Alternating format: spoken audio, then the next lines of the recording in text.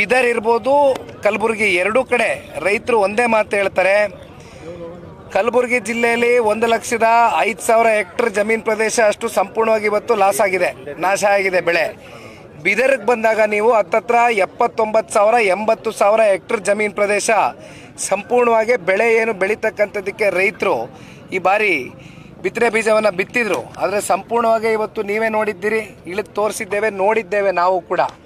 ಇವತ್ತು ಉದ್ದಿರ್ಬೋದು, ಹೆಸರಿರ್ಬೋದು, ತೊಗರಿ, ವಿಶೇಷವಾಗಿ ತೊಗರಿ, ಹತ್ತಿ ಇರ್ಬೋದು, ಆಮೇಲೆ ಸೋಯಾಬೀನ್ ಇರ್ಬೋದು, ಈ ರೀತಿ ಇವೆಲ್ಲವೂ ಕೂಡ ಏನು ಪ್ರತಿ ವರ್ಷ ರೈತರು ಬೆಳೀತಾರೆ.